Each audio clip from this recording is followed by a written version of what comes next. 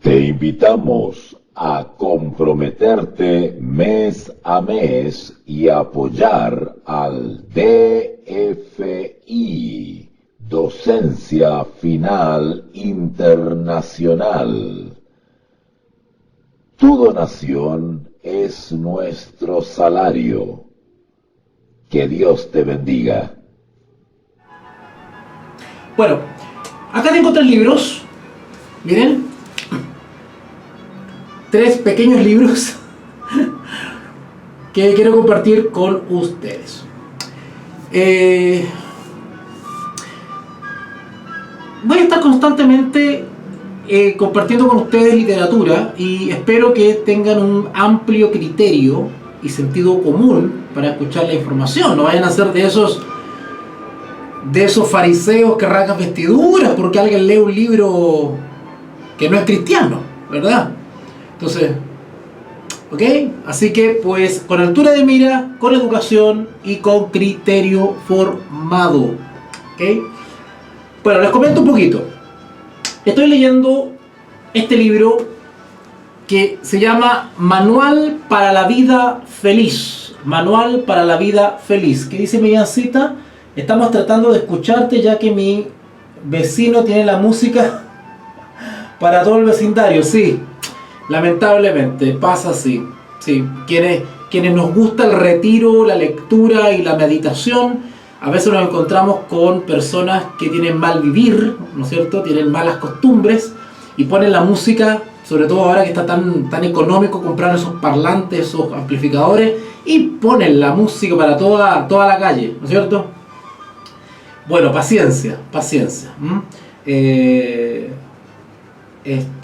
Los creyentes en el Dios verdadero son sabios, o deberíamos ser sabios, y reconducir esas situaciones, reconducir esos momentos de injusticia, esos momentos en los cuales evidentemente se pasan a llevar nuestros derechos. Bueno, la primera actitud del creyente no es ir a reclamar nuestros derechos a los tribunales ni a las autoridades seculares, pudiendo hacerlo, porque somos ciudadanos, ¿no es cierto?, de un país y tenemos esos derechos. ¿Ok?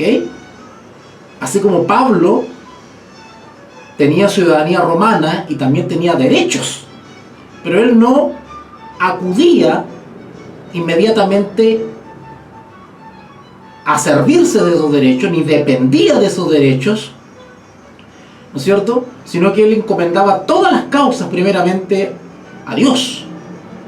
Y si el Espíritu Santo lo inspiraba, lo impulsaba, lo empujaba, le indicaba, bueno, él usaba de otros instrumentos, ¿no es cierto?, para lidiar con el entorno. Pero nuestra primera actitud como creyentes es confiar, esperar, paciencia y reconducir las adversidades en beneficio de la perfección del ser, del carácter.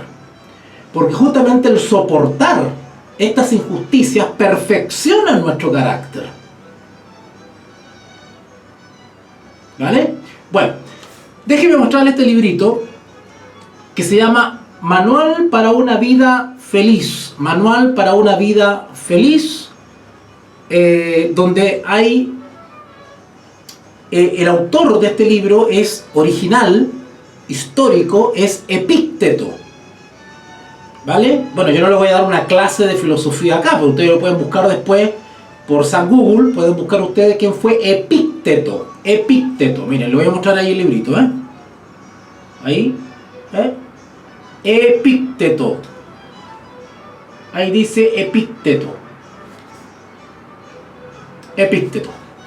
Y Epicteto fue un filósofo griego y él escribió un manual, una especie de manual, ¿no es cierto? Hoy diríamos una tesis, ¿cierto? Y el profesor Pierre Hadot comenta ese manual de Epicteto, ¿no es cierto? Y que es un manual para la vida feliz, es decir, son aforismos, consejos, dichos, reflexiones, etc. Muy entretenido. yo me he reído, me he sorprendido, porque cuando leí este libro, empecé a leer este libro, entre otros, porque Epicteto era un filósofo estoico, ¿ya? Empecé a descubrir que había muchas cosas que este servidor practicaba naturalmente, espontáneamente, sin saber que eran principios de vida que ya habían sido reflexionados por otras personas. Impresionante, me sorprendía cada vez que leía este libro. Pero bueno, no los aburro más con este libro, solamente leerles una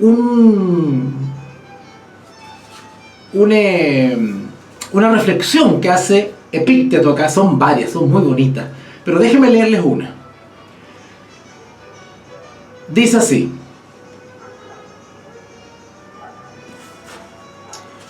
a ver, ¿cuáles leer? Son tantas y tan bonitas que... Bueno, le voy a leer otra mejor, voy a cambiar, voy a leer otra. Vamos, fíjense lo que dice acá. Esto está en la reflexión 5. Lo que perturba a los hombres son las cosas. Perdón, me equivoqué. Lo que perturba a los hombres no son las cosas, sino los juicios que hacen sobre las cosas. ¿Se entendió? Lo que perturba a los hombres no son las cosas, sino los juicios que hacen sobre las cosas. Por ejemplo, dice Epicteto, nada temible hay en la muerte. Y la prueba es que a Sócrates no le pareció. Solo el juicio que nos hacemos de la muerte, a saber que es algo temible, resulta temible. Bueno, yo no sé si se entendió. ¿Verdad? Es decir, lo que tememos, o lo que solemos temer, o lo que nos perturba, no es necesariamente el acto, el hecho, la cosa, sino el juicio que tenemos de esa cosa perturbable o temible. ¿Se dan cuenta? Por lo tanto, si nosotros racionalizamos o reflexionamos objetivamente sobre la cosa, pues no nos resultará temible. Y ahí da un ejemplo y dice, la muerte, dice. ¿Verdad? Y da como ejemplo a Sócrates. ¿Con qué tranquilidad Sócrates se tomó la cicuta? ¿No le temía la muerte? Bueno, Epicteto dice, no hay que temer la cosa en sí, en este caso la muerte, sino el juicio que tenemos sobre la muerte. Que el hecho de escuchar la palabra muerte, o pensar que algún día lo vamos a enfrentar a la muerte, eso nos llena de congoja, de angustia. Pero la muerte en sí, como una experiencia, no debería asustarnos. Lo que nos asusta o lo que tememos es el juicio o la idea que tenemos de la muerte, no la muerte en sí. Espero haberlo explicado bien. Y sigue diciendo, así, cuando nos enfrentamos a alguna dificultad, o nos sentimos inquietos o tristes, no debiéramos hacer responsables a otro, sino a nosotros mismos. Es decir, a nuestros juicios. Solo aquellos que carecen de educación filosófica convierten a los demás en responsables del hecho de que uno sea desgraciado, mientras que los que inician su educación se hacen responsables ellos mismos, y los que la completan entienden que la responsabilidad no recae ni sobre los demás ni sobre sí mismos. ¿Okay? Noten que aquí habla de 3 categorías de personas que enfrentan una realidad temible, ¿cierto? Y acá dice que aquellos que carecen de educación filosófica, yo quiero explicar algo acá, porque hay algunos que escuchan la palabra filosófica y se asustan, ¿cierto? Y rasgan vestiduras y dicen, ¡ay, el hermano paga! el hermano pagano. No seamos ignorantes. Quienes carecen de educación filosófica dice relación con quienes carecen de la práctica de la reflexión, del asombro, del preguntarse, ¿cierto? Del analizar objetiva y críticamente la esencia de las cosas y de las situaciones. Eso es tener educación filosófica, ¿ya? De hecho, la palabra filosofía viene del amor a la filosofía, o sea, amor al saber, tener una sana inquietud por el saber, ¿cierto? Por el saber del porqué de las cosas. Entonces, ¿qué dice? Aquellos que carecen de educación filosófica convierten a los demás en responsables del hecho de que uno sea desgraciado. O sea, culpan a los demás por situaciones de congoja o tristeza que uno esté viviendo.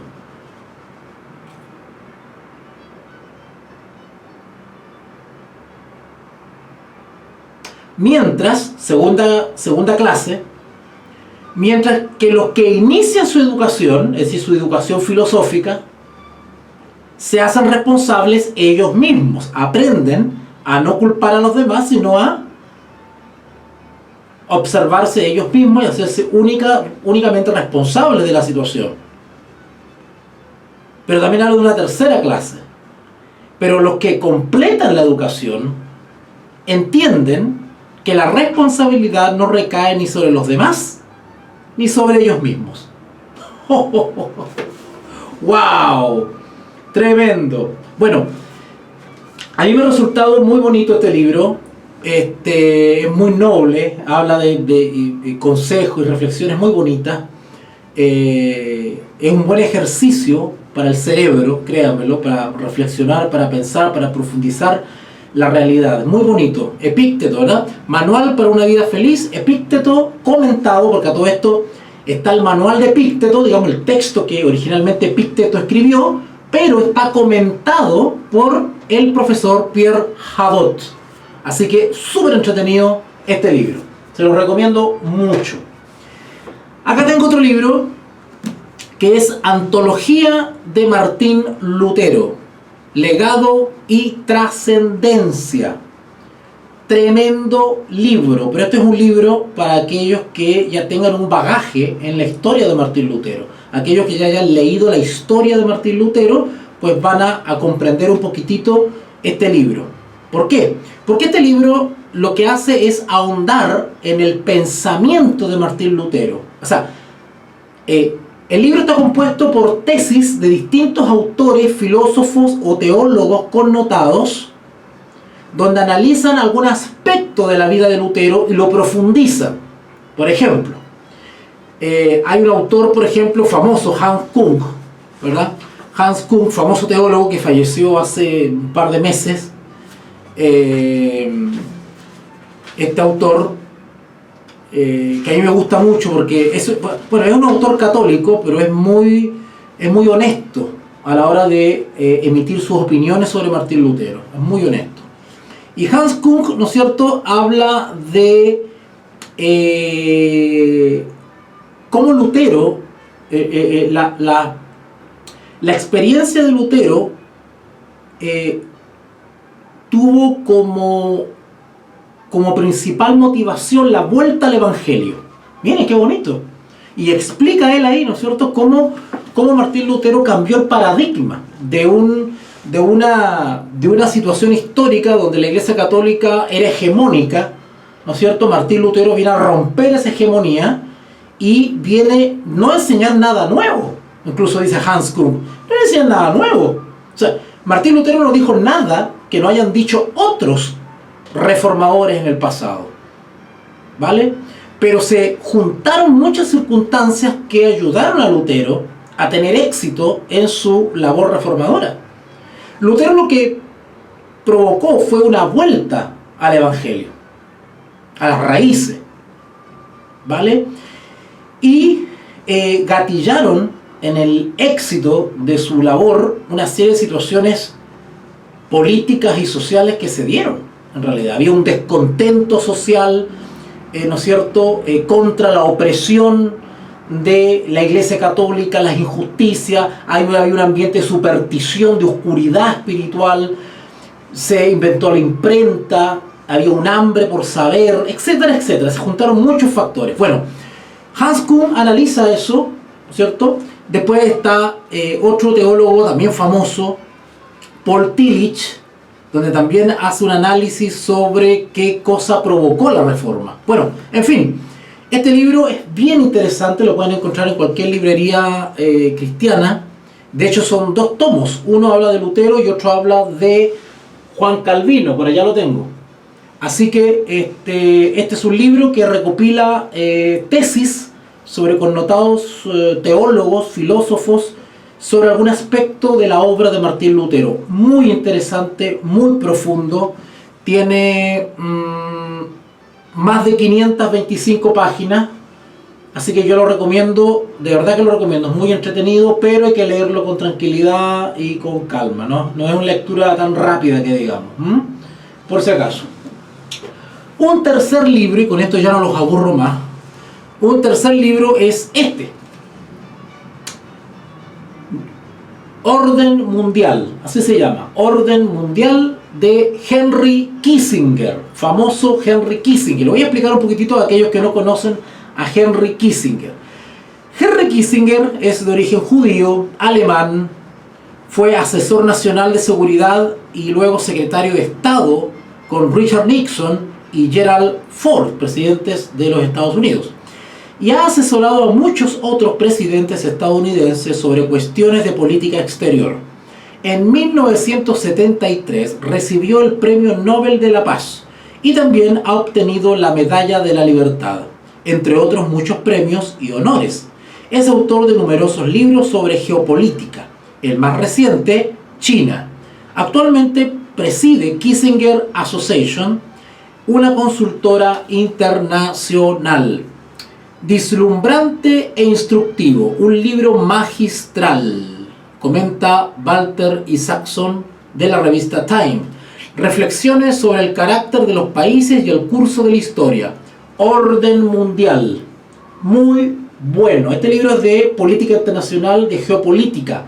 Este libro lo tuve que leer a propósito de un diplomado en Relaciones Internacionales que realicé en la Universidad de los Andes con la Academia de Guerra del Ejército de Chile. Y ahí nos hicieron leer este libro. Así que también lo recomiendo, muy interesante para entender los movimientos de las naciones, las relaciones internacionales, las estrategias geopolíticas, a propósito de lo que está pasando hoy en día entre Rusia y Ucrania. ¿Ya? Henry Kissinger es un analista internacional, un estudioso de las relaciones internacionales, que pertenece a la escuela realista, que se llama. Para analizar los eventos internacionales hay 2 escuelas, o por lo menos 2 grandes escuelas, que está la escuela idealista y la escuela realista. Bueno, no lo voy a explicar eso ahora porque no los quiero aburrir, pero Henry Kissinger pertenece a la iglesia realista. ¿Qué dice la iglesia, la escuela realista? Analiza las relaciones internacionales de manera objetiva, es decir, desde la lucha por el poder. Desde la lucha por el poder, ¿ya? Los intereses de las naciones, ¿no es cierto? Los equilibrios de poder. Entonces él analiza desde el punto de vista objetivo y realista las relaciones internacionales. Así que también recomendable para aquellos que les gusta más o menos tener un panorama general de las relaciones internacionales. Para aquellos que estudian profecía o estudiamos profecía, escatología, es material muy útil porque nos da una mirada mucho más amplia sobre los movimientos de las naciones desde el punto de vista histórico, porque ese libro nos habla, miren, para que vean ustedes que este libro es muy completo porque habla de las relaciones internacionales desde la guerra de los 30 años en adelante. O sea, estamos hablando de un montón de años para atrás, ¿vale? Porque el antecedente inmediato de la relación de la geopolítica o del globalismo, por decirlo así, la tenemos con la paz de Westfalia. ¿Ustedes se acuerdan de eso? De la famosa paz de Westfalia. Bueno, desde ese entonces en adelante comienza a desarrollarse esta ciencia que se llama las relaciones internacionales. Bueno, No los aburro más. Esos son los 3 libros que quería comentarles para aquellos que les gusta la lectura y quieren ampliar un poquitito su mirada, su cultura, ¿no es cierto? La cultura es muy importante y la cultura es información. La cultura informativa o la información cultural, ¿verdad?, evita que tengamos una mirada sesgada o fanática, ¿vale? Porque la cultura lo que hace es incrementar o robustecer el criterio, el sentido común, ¿no es cierto? Así que bueno, eso lo quería compartir con ustedes. César quiere que le mande los... Ya, hazme acordar, te mando fotos, te mando pantallazos de los libros por si alguno tú lo quieres conseguir y leerlo como lectura complementaria, ¿vale? Saludos a Angie. ¿Está Angie por ahí? Te ¿Así se dice? invitamos a comprometerte mes a mes y apoyar al DFI, Docencia Final Internacional. Tu donación es nuestro salario. Que Dios te bendiga.